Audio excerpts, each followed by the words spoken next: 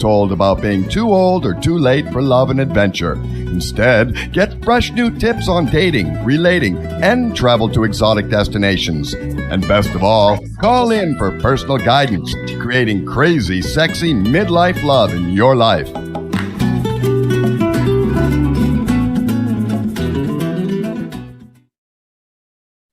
Hello and welcome. Devin, would you like to introduce us? No, I never introduce us. I'm Devin. This is my wife, Morgana. Did you want to help me out with that, or was there more that you wanted to do? I feel like we've been Penn and Teller. So I've been... Oh, for the introductions? Right. Yeah, no, totally. This is one of those times where it's like, oh no, let her have the reins, do her thing. But Teller is the cool one. Teller is the cool one, without question. Please keep going. Okay. I'll be quiet. Oh, so a funny thing, we were interviewing a guest recently, and after the camera was off and the recording was over, she said to us, wow, you two really like each other. And I think she said it like she was surprised. Yeah. Well, she said that's unusual. And yeah, we really do like each other. Hence that we're married. Right, you'd hope. Right. Hence my husband showing up for the show every week when he could be playing Pokemon. Right. There's so many other things. But thank goodness we have this. Yeah. We have this show. And I say that tongue in cheek, but I do. I like that we get to promote a good life after 50, or for somebody who's in midlife. I don't even know what those numbers are, but I'm quite certain 50 qualifies. And I'm actually, I'm approaching 55, which is it's nearing traumatic. But it's fine. Like, it's good. Like, life is really good on so many wonderful levels. So while I'm not necessarily, to do this, but I am enthusiastic about sharing a good life and encouraging others to do the same. So good. So I'll put on a shirt. Okay. Well, and for 55, I'm still trying to get us to Mexico. But if not Mexico, then Disneyland. Yes, that's complicated too. Well, honestly, a day at Disneyland is probably as expensive as a week in Mexico. It may be. Yeah, no, there's no question. It's are we going to talk about Disneyland? Because I'm happy to. If you want to. We can. So I just want to say this. I love Disneyland as a middle-aged guy. Nobody will go with me except for my daughter, who's now a college graduate. So yay, Shay, if you're in the outside chance that you're watching this. She just graduated from the University of Michigan. I'm super proud. And we go to Disneyland, she and I, most every year. I think you went once. Once or twice. I'm not a good Disneyland person. I loved it when I was a kid. Yeah, no. But I still am really only good for the kiddie rides. I'm not a Pirates of the Caribbean is just too much for me. I'm no good for roller coasters. I'm really boring. And then it's a long line to go on some teacups. All of that. How did you get stuck with me? It's remarkable. I'm blown away at times how that ever took place. But that all said, life is good.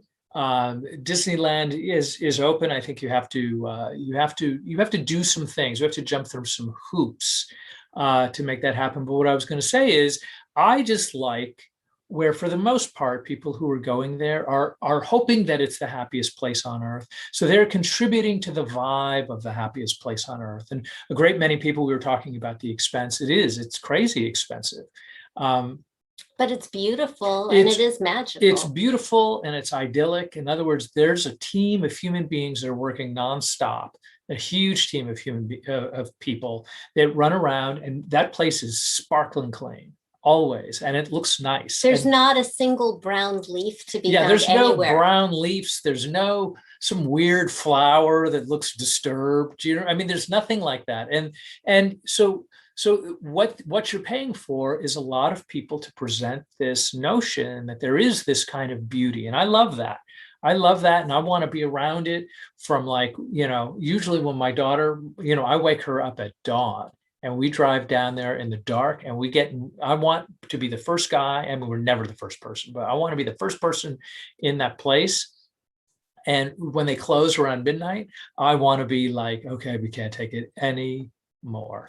So, and this is now not that a she's out Disneyland of plug. college, she might be around to go to Disneyland. We've with already you. it's already been discussed. So it's not like you have to plan ahead. No, the moment I'm like, hey, sweetie, you're going to be in town. She's like, Congratulations yes. on your graduation. Yeah, right. I This have a is your birthday coming up.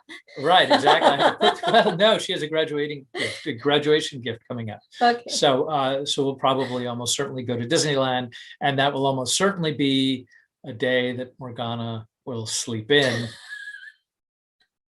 Talking about crazy and sexy midlife love, she will be nowhere to be found on that particular day, and it's fine. Sleep it's like is very good for the sexy. I think I am not even complaining. I think it's just kind of one of those things that it is. One of the mature things about love is that we don't have to look for differences. And even if we were to and found these differences, that it wouldn't be like, oh my gosh, she doesn't like Disney. How could she not like Disneyland? We have to break up tomorrow. I'm calling my lawyer. It's not that I don't like it. It's just, no, I mean, I'm not trying to convince you. I think it's like, it's not for everybody. I totally get that. The vast majority of my friends are like, what? You want to go, what? And I'm like, yes, I want to go. And so I have a handful of friends, like a small smidge of people that are like, we love it. We go once a year or whatever. We go twice a year or something. And then there's a couple of people who buy those like season passes where they're just going every day. You have to make it worth it, really. Well, and that's what they do. They go all the time, and they get discounts on parking and stuff. And by the way, this is not a plug for Disneyland. It is crazy expensive. We should get it. You should be getting a free ticket just because we're giving them a plug. Right. Well, we're not. That's not their bag at all. All right. They are. Because I'm sure you've tried that. Well, they're a corporation. They're a big corporation, and somebody is there counting all of the beans. And so, without question. I mean, I think you get a nice service and you get a great day. Well, and you brought up an interesting point, like, oh, she doesn't like Disneyland, I'll break up with her. And years back, our friends and Lynn and Bob broke up because she's an extrovert and he's an introvert, just like you're an extrovert and I'm an introvert. And it's interesting to me, like you like to go out a lot and you're able to go out safely now more than before. And you're okay with me not accompanying you to things, and I'm okay with you going off and having a good time. And so it's not an issue for us. And I just keep thinking about, because we do have our issues, but I love what John Gottman says, and you've brought this up before, that studies have shown that relationships that fall apart usually because of 5 to 7 irreconcilable differences. Right. 5 to 7 things. And it doesn't matter what the things are. They're just things. And they can be huge and they can be little. That you can't reconcile. That just means, in other words, at some point, you're just going to have to go, okay, that's what it is. Right. Yeah. You don't like her family. You don't like her friends, whatever. And so the relationships, the marriages that fail have those 5 to 7 things. The relationships and the marriages that go on forever and are super happy and loving have 5 to 7 irreconcilable differences that will never be agreed upon. Right. And that's just the way it is. So at some point, a person is presented with this idea of, I'm either going to accept those 5 to 7 things. And by the way, there's always more other things too. There's fights that happen spontaneously about a particular circumstance. We're talking about a stuff that's just like, it's not going away. Yeah. So it's your choice. And by the way, our 5 to 7 things are not the same. I don't even know what her 5 to 7 things are. I don't really care. I can't even think of that many. I know of like 1 or 2, and it's more like 1.5 because only one of them really bothers me. Right. So, but the point is that, so she does things that annoy me, that they're not going away. You probably get 9 to 10 just to, maybe the 5 to 7 things are not evenly distributed. No, they're not. No, they're absolutely not. I have 13 and you have 1. That's what it is. So that just means I am saint. In case anybody at home was wanting to know, please pray for me. Ah, But I mean, so here's the thing.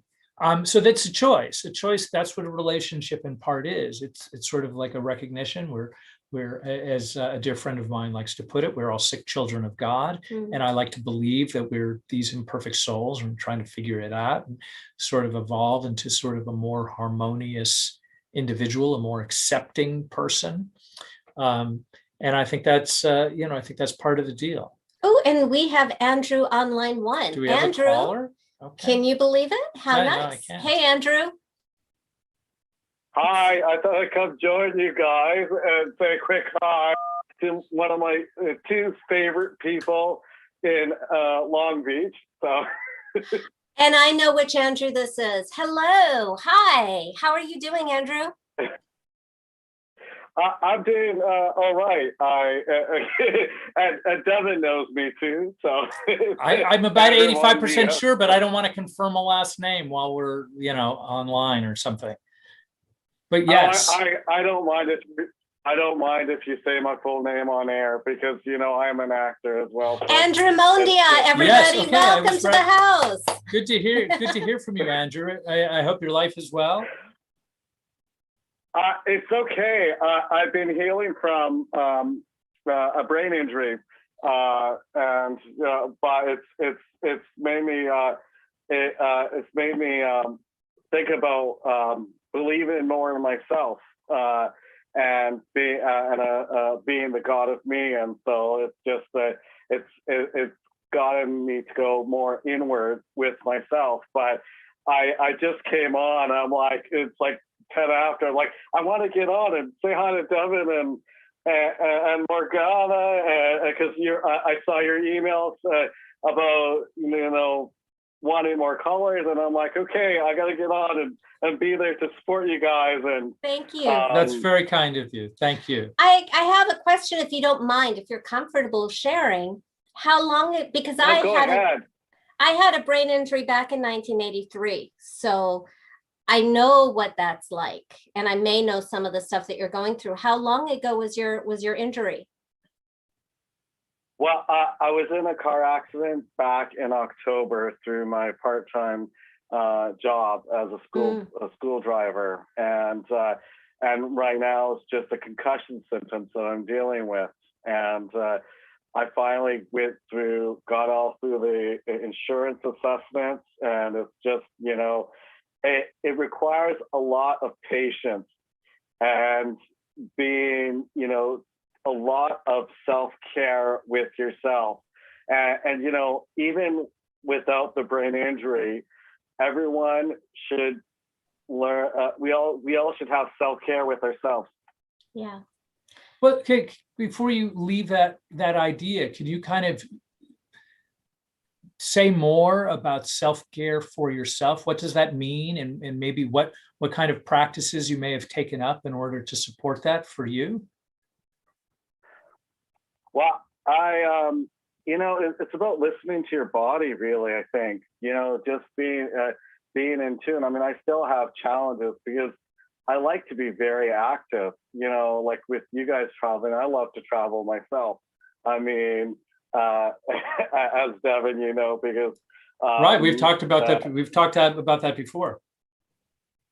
Yeah, and it's just and for me, it's about being still. And like this morning, I finally started to get back into a bit of Vipassana meditation, where I was just in quiet. I sat in quiet stillness for like half an hour just to meditate, and so I can, because oftentimes we have our brain our ego will start to take hold, and and for me it's like if I'm still and I clear my mind, then I can have a more clear picture as to what needs to be done. I mean, some of the stuff I couldn't even, like, at the beginning, I can't really like go on like Zoom calls that much, doing anything that is overtaxing to the brain, like reading a book. It's like still a challenge for me. and just recognizing that, you know, some things are just having to put on hold. I mean, I even have to put on hold writing my own memoir of how I survived wanting to die when I was 13. Yeah. And because, like, you know, every time I go to write something, I'll just write like a few lines and then I'll stop. And it's like, okay, it's not the time. The time and understanding. It's your brain is exhausted. The good news is that, by the way, just the effort of reading or just the effort of writing those 2 sentences is so good for your brain. We're really lucky now. We know that our brains have neuroplasticity and are adaptable and get to rewire and regrow really late into life. So, but that exercise, and when I had my brain trauma, I would read a paragraph and need to go to sleep because I was just so exhausted. I would read a page and I couldn't remember what I'd read. So the worst thing about a head injury is that it's invisible. So it looks like you're fine to everybody else, but you never let how you appear to other people fool you into forgetting just how hard your body is working to repair. Please, please, please, fish oil. Fish oil is so good for your brain, as are blueberries. Blueberries grow brain matter. So, you know, feed your brain fish oil and blueberries, probably not together.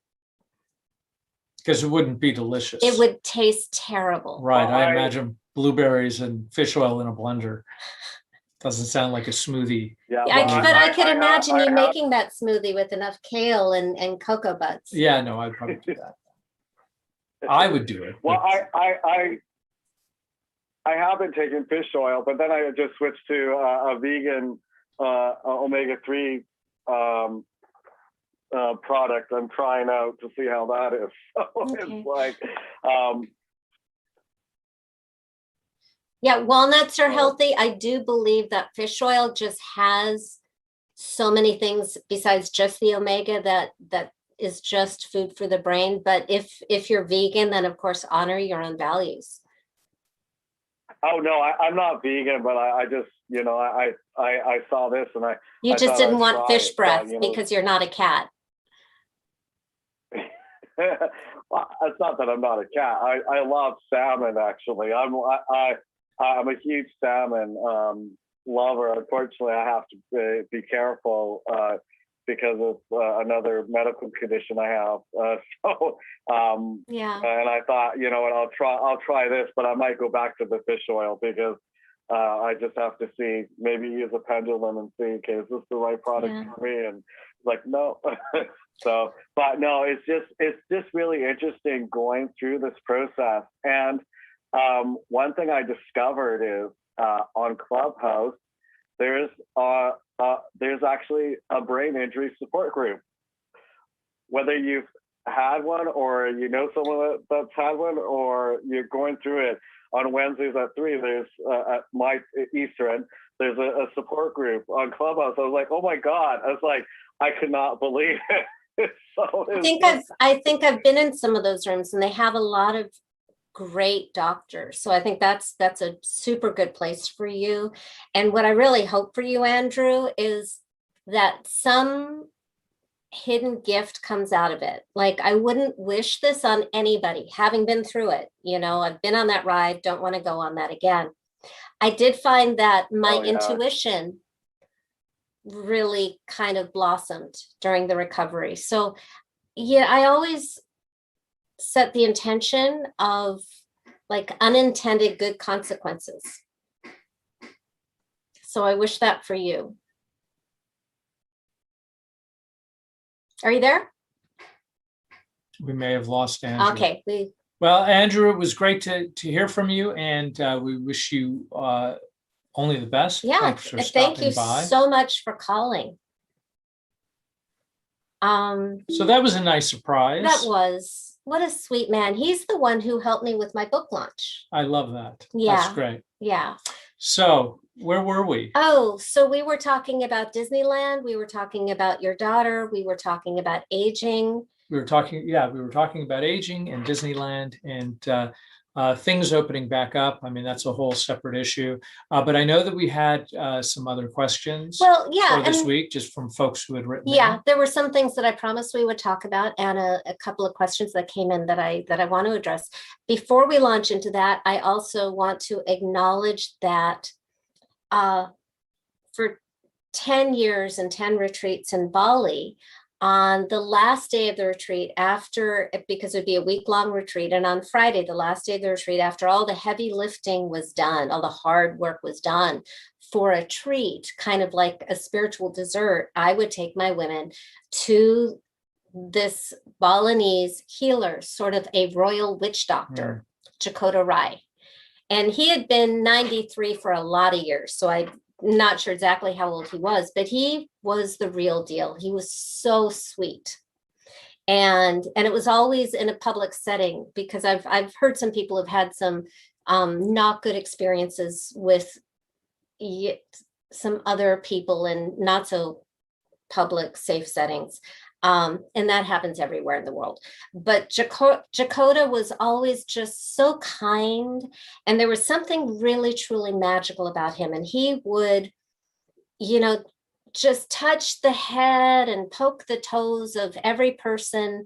And his magic was with his hands. He would feel what was wrong with you by poking your head. And then he would take a little stick and poke your toes, and it'd be like, da, da, da, da, da, ouch. And then he'd say, oh yeah, that's what this is, in his very limited English, very heavy accent. And then he would start doing all sorts of like wild things with his hands and drawing patterns in the air, or drawing patterns on your body to like reorient things. But he did it totally different with every person. And sometimes he would go, I can't find anything wrong with you. Why are you here? What do you want from me? In like the sweetest, cutest way. So he wasn't, I was really always impressed by his integrity, that he wasn't just putting on a show. If he couldn't find anything wrong, he was like, I can't find anything wrong. That was me, by the way. I just want to say that. Well, I apropos of nothing. Apropos of nothing. Right. But there was, yeah. Well, anyway, I bring him up because I just heard from a friend of mine in Bali that he passed. And I kind of felt it was coming. I was thinking of asking my driver if Jacoda was still alive, especially over the last year. But I just saw before the show that he passed. And all I can say is he led a great life, big family. He was, really loved. And I feel very grateful that I got to experience him, that what a gift to have been introduced to him, to have been able to experience him so many times, to share him with women on my retreat. So, that's just a special thing. And I just wish him a beautiful send-off into, what's next for him. So thank you, Jacoda Rai. And on that happy note, Devin, did you have anything you wanted to say besides gloating about being the special one? No.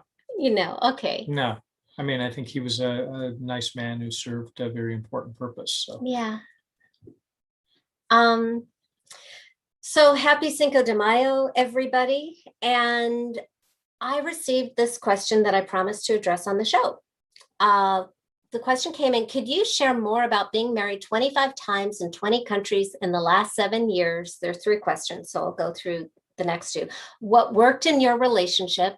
And did you have relationship goals and agreements? So Devin, would you like to share more about being married 25 times in 20 countries in the last 7 years? Well, I mean, honestly, it's for me, it's one of those things that I'm not a huge fan of weddings per se.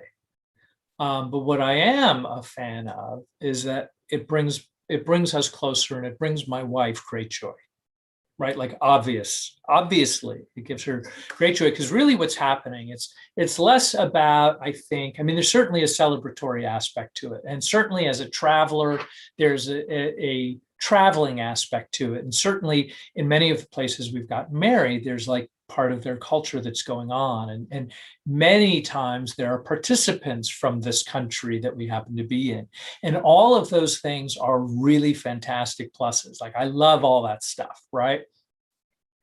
But I think saying vows is a reminder to your partner that all of those things that you said years ago are still valid, right? It's a reminder, because I believe is that we have this one special day. Most people get married like to their person one time. And I'm not talking about people who get married multiple times or things like that. But the vast majority of people have this like one day. And it's like, okay, we're legally married, and that's great, right? And I think there's probably important rules involved, but really what it is if somebody's been married for a really long time, I think it's very easy to sort of become detached from the other person in a way, just because life takes over. Like the day that you got married is incredibly special, right? And then there's a picture on the mantle. Oh, look how young we looked, all those kinds of good things. And then time marches on, right? We go back to our lives. Maybe we're raising kids, maybe we're not, maybe we're going through struggles, maybe we're not. We're going through life, right? And that whole, all the things that happen to us. And so I think it's easy to forget how special that day was, unless you live that day a lot. And so the 25 times in 7 years is really much more about, for the most part, I mean, when we're not in a pandemic, it's about reinvesting in the vows and reminding the other person, this is why we're together. I want that idea to be in the foreground, not in the background of something that happened many, many moons ago. I want that something, not only do I want it in the foreground, I want my wife who's sitting right here, and it's not a secret, I want her to go, oh, where are we getting married next? I want that, because there's an excitement to that I think is an incredibly useful tool, not in terms of manipulation, but just in terms of hope. I want her to feel great. I want her to feel strong. I want her to know that we keep doing this thing. Wow, he must like me if he's willing to do this thing that he really doesn't even like that much, which is all, but by the way, it's all good stuff. In other words, for me, it's just, if you're in a committed relationship, there should be goodwill. And to me, these weddings are really about reinforcing the goodwill that we share between the two of us and repeating it over and over and over again, right? As much as possible. Because I think that's a really good thing. And so that's why we're doing it. The 7 years, I guess we're closing in on 8, like this month. No, this May 23rd is our 7th anniversary. Okay, so we're not even there yet. Right. But the point is that you get the idea, is that we're nurturing an idea a lot. We're trying to nurture this idea in terms of what works. What other pieces do we want to answer that question? I want to chime in. Yeah. Because, remember the 5 to 7 things that you don't agree on. Yes. 2 for me, 35 for Devin. Right.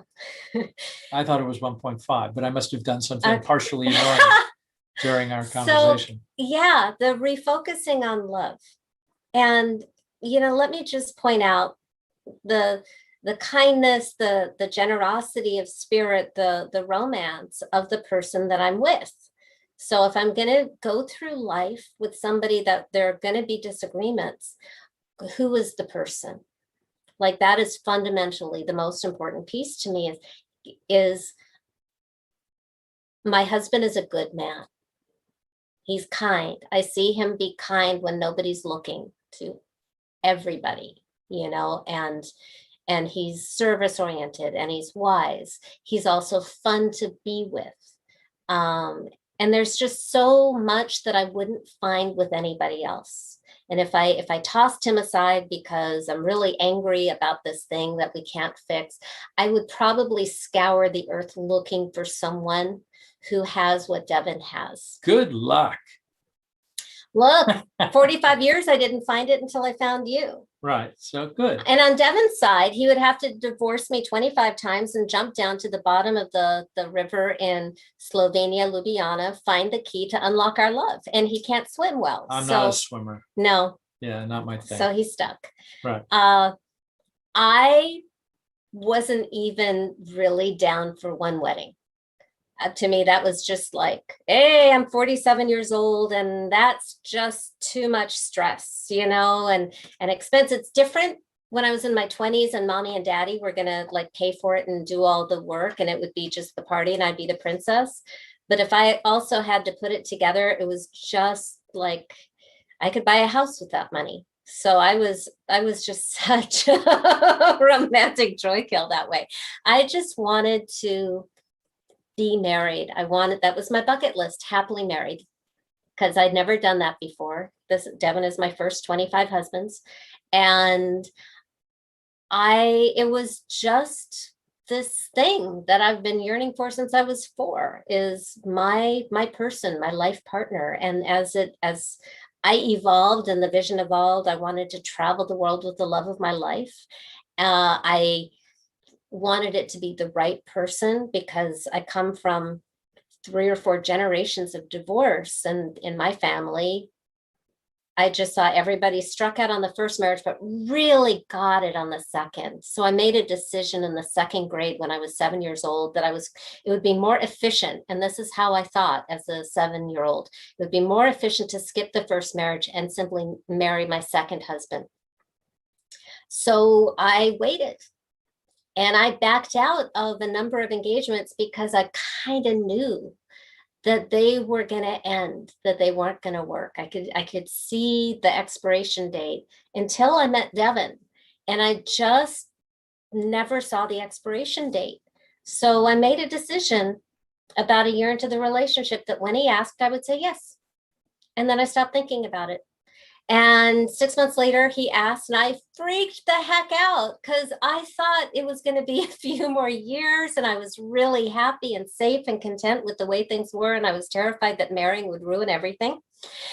And it actually made it sweeter for me in my experience. It took it to a level of commitment that I didn't know was still there to be. And that's kind of nice. I call him husband, which is weird. If I was reading a screenplay, I would say nobody talks like that, but I talk like that because I think it's cool. It's just fun to me that he's my husband. Who would have thunk it, that I would get married at all after 40, at 47 for the first time. So part of all these weddings, for me is, well, I'm just making up for lost time. But it is really good for me. It's good to be reminded that I'm loved. And insider tip, when you keep having weddings, it takes the pressure off of all of them. One wedding is a dud, big deal. You can get married next week somewhere else, so that really putting all that pressure on that one day just seemed like not nice for a little baby marriage. It just seemed like too much pressure for a little baby growing marriage. I thought maybe in a year or two, once we have some roots, maybe we'll have a big wedding. And some of the weddings have accidentally been big. But it's always, always, always really about the vows. It's about the relationship. It's about us. And the marriage is the prize. The wedding serves the marriage. It's not really about the wedding itself. You wanted to jump to the next question, which is... I mean, what was it? It's what worked. Yeah, what worked in our relationship? Well, I'm curious to hear. I don't know if I have an answer to that. I mean, I think the vast majority of things will work. In other words, we're not fighting about it. I'm assuming it's working. I'm kind of leaning over, reading the question. Because we're middle-aged. Right, because we're middle-aged and I'm not wearing glasses. What worked? I mean, I would say most things. In other words, I think she's cute and charming and funny and all those kind of real basic things. I think she has good values. I think she has a good heart. I think she thinks about things. And I think we aligned with certain values. And then, of course, there's 5 to 7 things, which, at some point, you just have to navigate. And I don't think we're supposed to not be navigating. I mean, I think when I look back at my own self, and this is my own theory, is that when I look back at relationships that were sort of otherwise good, I think a lot of it had to do with just my ego, that somebody wasn't living up to some sort of a standard that I didn't even know existed until I was annoyed. And then I made the standard to say, well, but the standard, and you're down here. And it wasn't really fair to me or anybody else. And I think that when I speak to clients, that happens a lot. That there wasn't And some can I just say how overriding grateful I am that you did that so that you were available for me when I showed up? Well, yeah, I mean, but again, the reason why that works is because I had to start taking responsibility for my own stuff. You know what I mean? I had to acknowledge, in other words, I had to acknowledge that there was a problem to allow change to take root, right? And more importantly, the slight shift in perception leads to great change. A friend of mine, Pat Hummel, says that quite a bit, which I love. And so I think it's a process. I think you get to a place where you can go, oh, the 5 to 7 things. Maybe they would have, mortified me 3 years ago, but now it's just part of the thing, right? It's part of the thing I have to look towards and work on and grow and learn from, rather than allow it to tear us down, which it can. Well, there were some things that I thought would be deal breakers on my list, and they actually churned out when they showed up early in our relationship to have the opposite effect, that the things that I thought I wasn't looking for actually made you a better human being, just because of the way you took on those life challenges. And then there's one other thing that was probably the top of my list is a deal breaker. But in the context of the rest of you and just who you are and my respect and admiration and adoration for you, it's just well, universe has a sense of humor. And obviously that's here for a reason, as a spiritual challenge for me. Not that I was seeking one out, but it's just I'm stuck because I choose you. So that's just part of for us to work out. So question 3 was, did you have relationship goals / agreements? Did you want me to answer that? Yeah. No. I don't think of it in terms of goals. I mean, I think there are certain kinds of goals. Besides 100 weddings. Right. Well, I guess that's a thing. Sure. But I mean, if that doesn't, right. In other words, the relationship goals, what's the relationship goal? To not break up, to have a sense of purpose and contentment, i.e. that I'm actually doing the things that have purpose. But that's not something I get from her. Do you know what I mean? That's something that happens within me that I either go after or I don't go after, I do well with, or sometimes I fail with, or whatever. But that has nothing to do with the relationship. So there's really more personal goals. So I don't want to break up. What are the others? I mean, the other kinds of goals I can think of as well, raise a family. Well,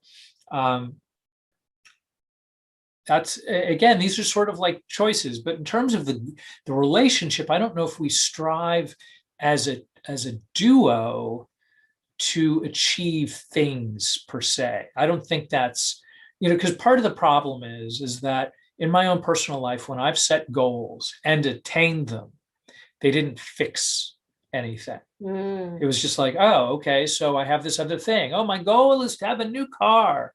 Okay, great. So I saved money. I got a car. It's great. I loved it. And then at some point, you just have to pay for the car every month. Do you know what I mean? So it's and now I have a car. So it's not like I can be forever thrilled that I have a car, because at some point the new car is no longer a new car.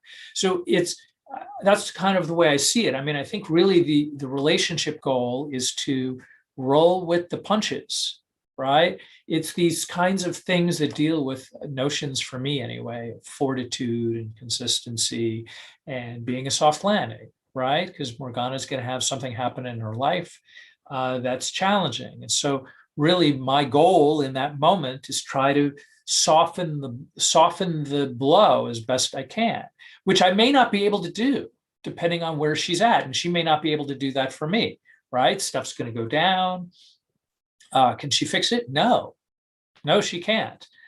Because sometimes I just have to take action in the moment.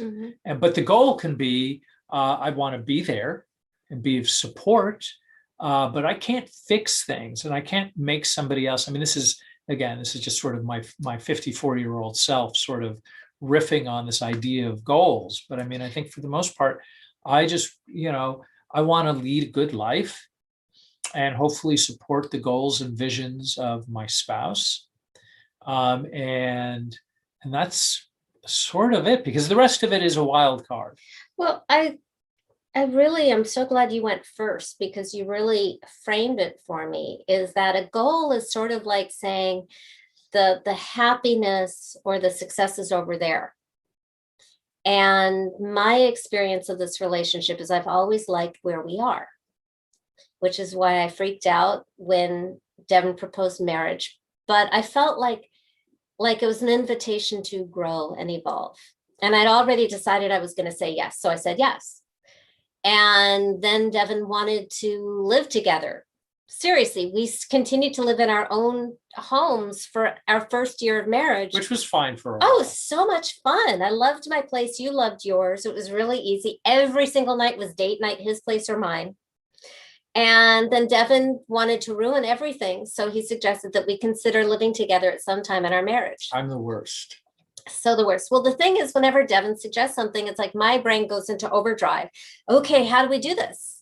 I have like this deep rooted compulsion that I just sort of like, Devin wants something, I want him to have it. And sometimes that gets us into trouble, but because he doesn't realize the effect it has on me of him saying, oh, I want this. And I'm like, okay, how do I make that happen? Because I want Devin to have everything he wants. That's good for him. And so we bought a house. And we're still together. What, how many years now? 6 years of living together, I guess. Right. A little more. Yeah. It's, numbers. So for me, goal is really, I want to be there for Devin. I want him to have I want him to fulfill his his best self.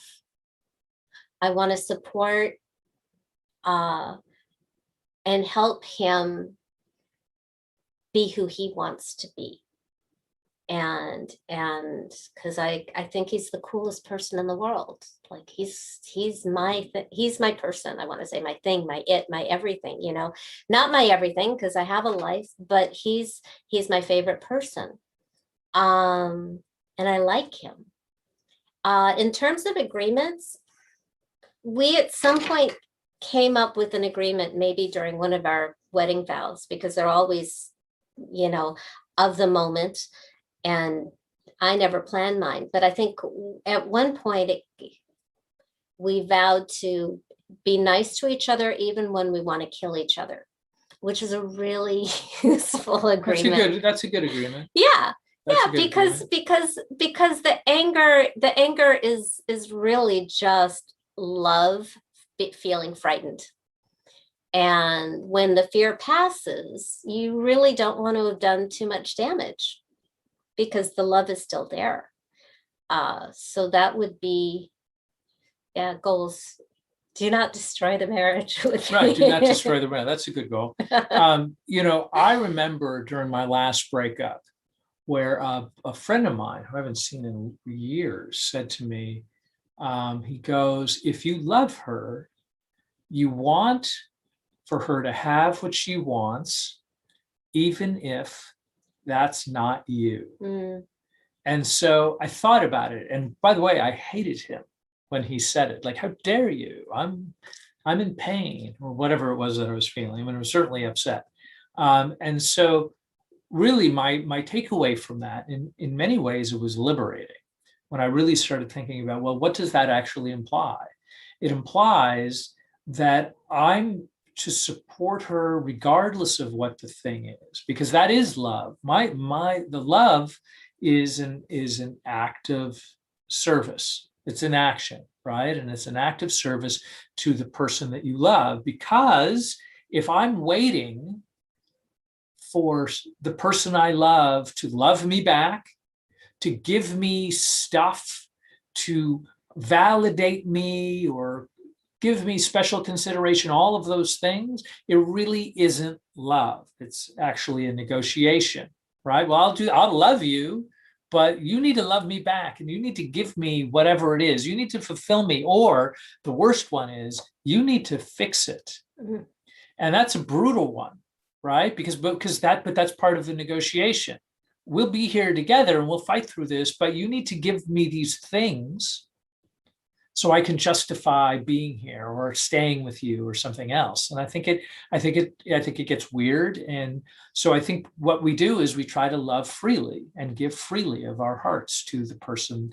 And so again, going back to the weddings thing, is that we keep doing it because it really is much, much more about the freely giving of love for love's sake.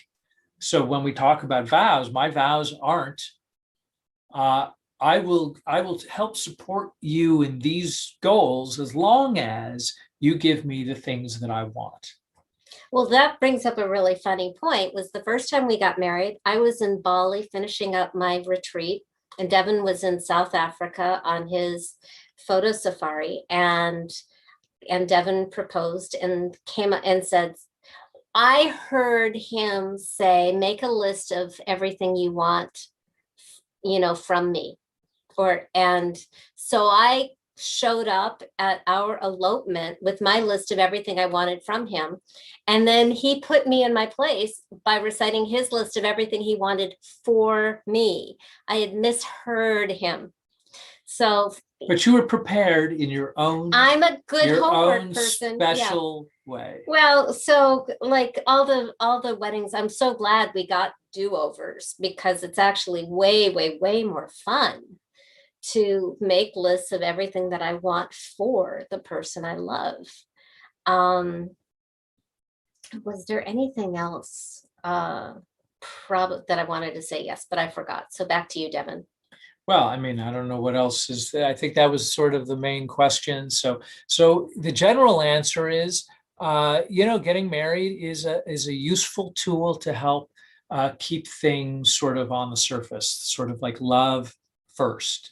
I think that what worked in the relationship was a whole lot of things. And I think, by the way, if you're at home and you're in a relationship and the list of the things that are not working is a really long one, or you've forgotten, like first, I would really kind of, find what you love from that person from the beginning. Like, what was it when you guys were really high on each other, and start really, looking at those things. And then it becomes, how can you recreate it and get those things back? And so I think that's really the part, like, so if you've forgotten what's working within the relationship, sit down and write it down. And maybe you might have to go back to, well, in year one, we did these things.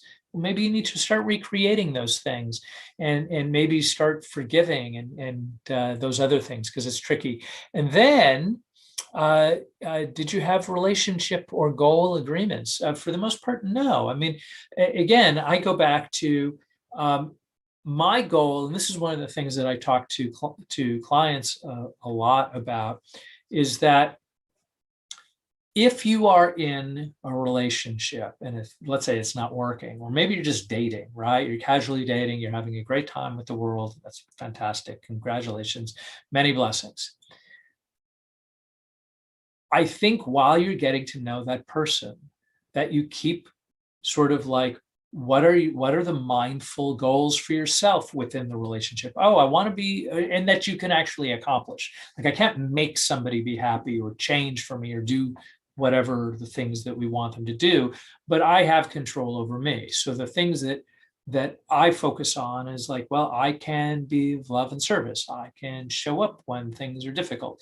I can try to have compassion even when I don't.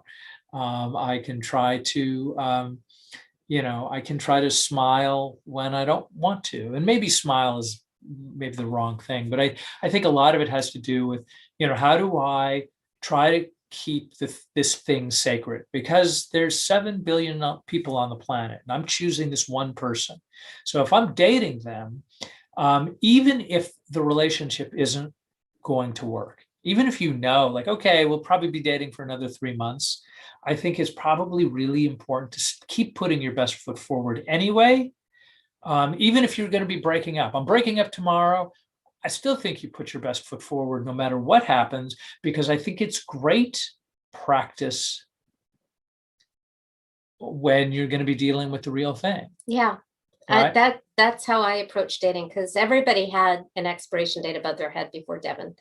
And sometimes it was just, it was just practice letting a nice person be nice to me and appreciate their company. There was one guy maybe a year before I met Devin who I really, really liked, even though he had huge red flags. And it's not surprising that it ended at 3 months. Like, everybody ended at 3 months if they got beyond a date or 2 weeks. And I liked him and I wanted to see more of him. And his response was he was having a great time, but he didn't love me and didn't think he ever would, which really shocked me because I was really surprised. I thought we were kind of on the same page. And I'm grateful to him for being honest like that. And that was the last conversation we ever had. And I said, thank you.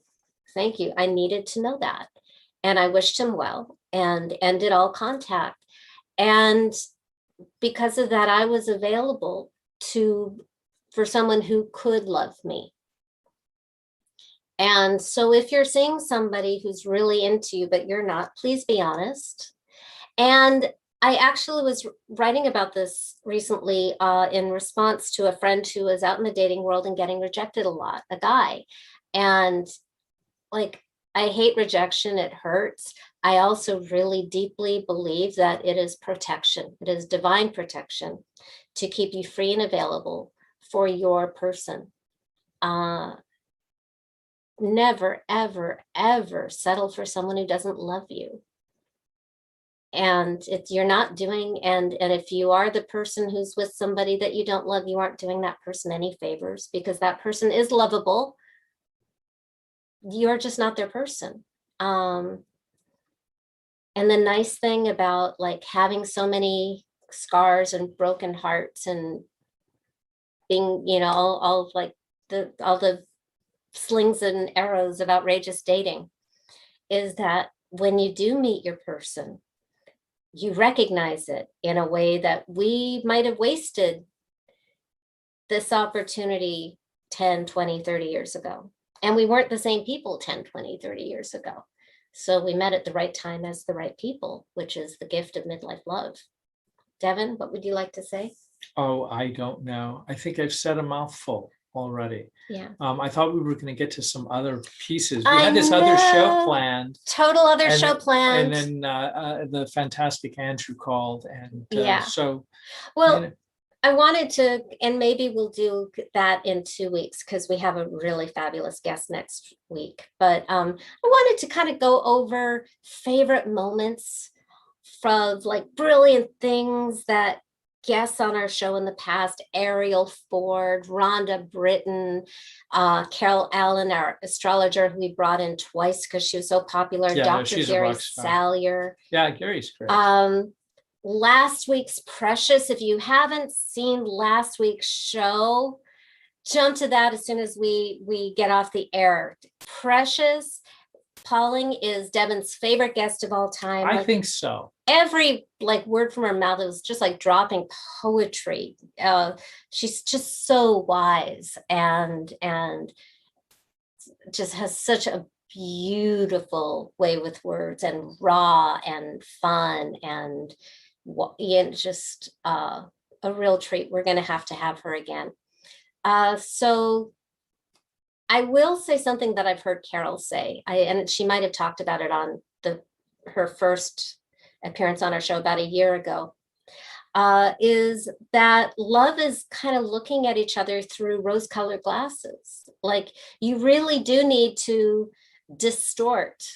You can distort and see everything is bad, or you can kind of blind yourself to the irritating stuff and just totally obsess over how like cute and handsome and charming and kind and affectionate and adorable Devin Galladay is, which I like to do a lot. We have about 90 seconds. Did you have any last thing to say? No, I ran out of steam. Okay, I'll just kiss you up later. Okay. So next week, we have very, very different vibe. We have the confrontationalist Danielle Gibson. So if, right? So especially for us women who may shy away from those difficult conversations as if they are worse than death, and I'm raising my hand. So we'll be getting into a fight to prove a point. Exactly. Oh, good. I'm so... To the death. All right. Fair enough. So we'll be learning how to have those difficult conversations to get what you want instead of what you think you can get. That is next week's show of Crazy Sexy Midlife Love. We are here every Wednesday at 5 p.m. Pacific time at BBS Radio. And be sure to go to crazysexymidlifelove.com to join the Crazy Sexy Midlife Love family and download Devin's book, Women Are Smarter Than Men. Because they are. Because we are. And he's smart enough to recognize that. That is one of my strengths. So we love to receive your emails. We love having questions to focus on the shows. We love it when you call in, and we love you. And we will see you again next week. Mwah.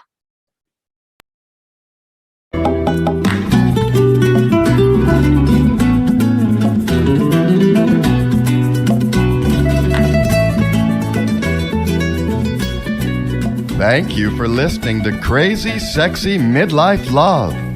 Please sign up to join our free love family at crazysexymidlifelove.com to get alerts to live shows, call in and ask questions, or just listen in. And ladies, don't forget to download Devin's free ebook, Women Are Smarter Than Men and Other Secrets Marriage-Minded Women Need to Know. Also available at crazysexymidlifelove.com.